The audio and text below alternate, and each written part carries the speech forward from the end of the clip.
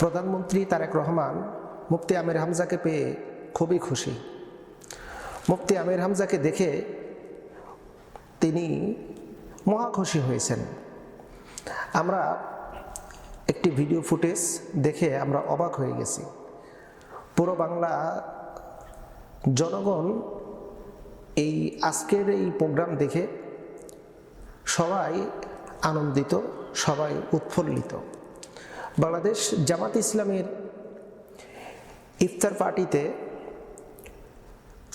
জনাব তারেক রহমান প্রধানমন্ত্রীকে ইনভাইট করা হয়, এমনকি সেই সাথে মন্ত্রী পরিষদের দায়িত্বশীল যারা, এমনকি বিএনপির বড় বড় নেতাদেরকেও এই ইফতার পার্টিতে, ইফতারি প্রোগ্রামে দাওয়াত দেওয়া হয়। এই দাওয়াত পেয়ে প্রধানমন্ত্রী তার দলের বড় বড় দায়িত্বশীলদেরকে নিয়ে সেই ইফতার মাহফিল উপস্থিত হন। উপস্থিত হয়ে সেখানে মুফতি আমির হামজা সহ বাংলাদেশ জামাত ইসলামের কেন্দ্রীয় আমির সহ শুরা সদস্য, এমনকি এমপি, জামাত ইসলামের যারা এমপি মনোনীত হয়েছেন, বিজয়ী হয়েছেন, বিশাল একটা আয়োজন। এই আয়োজনে সরকার দলীয় এমপি মহোদয়গণ, এমনকি বিরোধী দলের এমপি মহোদয়গণ, এমনকি জামাতের বড় বড় নেতৃবৃন্দ, ওলামায়ে কেরাম এই প্রোগ্রামে উপস্থিত। আমরা একটা বিষয় দেখে খুবই খুশি হয়েছি। রাজনীতির এটাই হলো সৌন্দর্য। প্রধানমন্ত্রী সেখানে বক্তব্য দিয়েছেন। সেই বক্তব্যের ভিতরে তিনি জামাত ইসলামকে কেন্দ্র করে বেশ কিছু কথা বলেছেন, যেটা চমকপ্রদ, নজিরবিহীন একটা দৃষ্টান্ত। অথচ লক্ষ্য করে দেখেন, জামাত ইসলামকে নিয়ে এই আমার এক দলের ভাইয়েরা তারা নানান রকমের মিথ্যা ভাৎসনা এবং অপমান অপদস্থমূলক কথা সমালোচনা করে থাকেন। আজকের ভিডিও দেখে আপনারা শিক্ষা নেন। আদৌ জামাত ইসলামকে জনাব তারেক রহমান প্রধানমন্ত্রী, তিনি জামাত ইসলামকে কোন চোখে দেখেন এবং জামাত ইসলামকে তিনি কতটা ভালোবাসেন? আর ভালোবাসবেনই তো, ভালোবাসার অনেকগুলো কারণ আছে। মুফতি আমির হামজা এই প্রোগ্রামে উপস্থিত হয়েছেন। মুফতি আমির হামজার সেলফিতে জনাব তারেক রহমান। এই বিষয়টি নিয়ে সোশ্যাল মিডিয়াতে আমরা লক্ষ্য করে দেখতে পাচ্ছি, সোশ্যাল মিডিয়াতে ব্যাপক আলোচনা হচ্ছে এবং সেই আলোচনাটা অবশ্যই পজিটিভ এবং সবাই একটা কথাই বলতেছে যে এটাই হলো রাজনৈতিক সৌন্দর্য, এটাই হলো রাজনীতির সৌন্দর্য। সরকার দল এমনকি বিরোধী দল, দুই দল একত্রিত হয়ে ইফতার মাহফিলে উপস্থিত হয়ে ইফতারের পূর্ব মুহূর্তে তাদের প্রত্যেকের নিজ নিজ মত প্রকাশ, এমনকি প্রত্যেকেই একে অপরের সঙ্গে কুশল বিনিময়।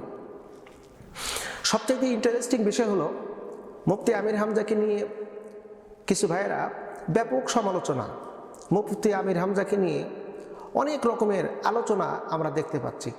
বিশেষ করে নেগেটিভ আলোচনা তারা করতেছে, এমনকি মিথ্যা প্রচারণা তারা করে বেড়াচ্ছে।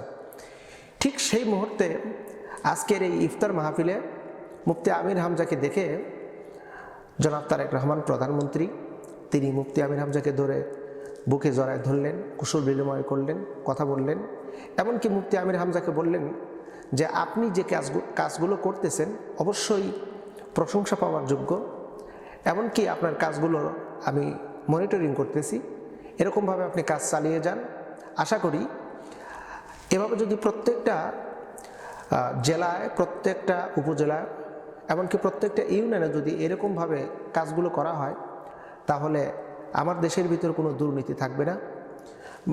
অভাবী মানুষগুলো ন্যায্য মূল্যে তার সামগ্রী সে পেয়ে যাবে।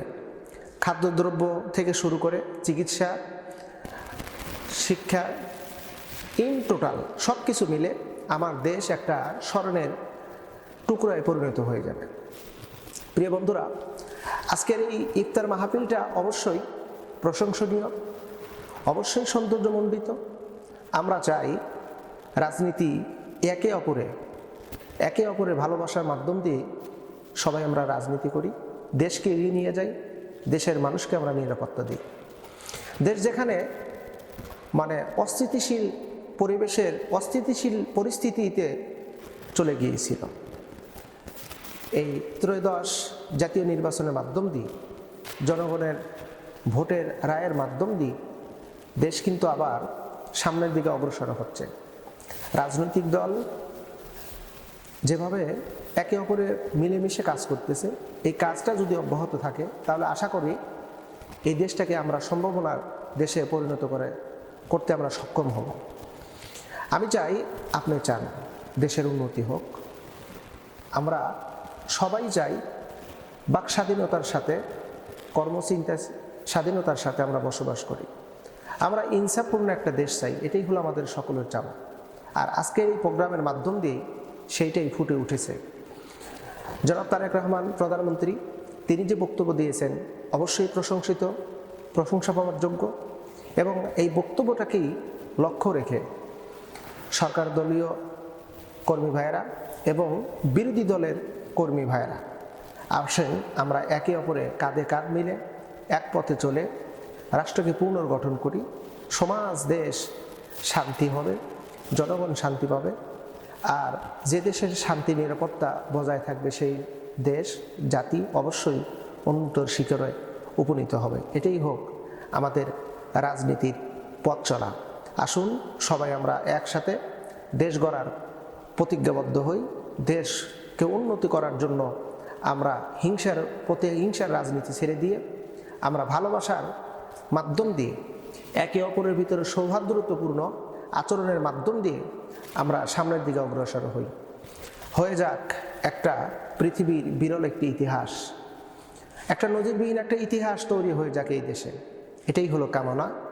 আসুন পরবর্তী এই দেশটা কেমন হবে আমরা সাজিয়ে নিই, আমাদের নতুন রঙে রঙিত করি এই দেশটাকে। আল্লাহ সুবহানাহু ওয়া তাআলা আমাদেরকে সৎ সাহস এবং সৎ হিম্মত দান করুক, যার মাধ্যম দিয়ে আমরা এই দেশটাকে একটা সুন্দর দেশে তৈরি করতে পারি, এমনকি ন্যায় ইনসাফ সৎ লোকের শাসন প্রতিষ্ঠিত করতে পারি।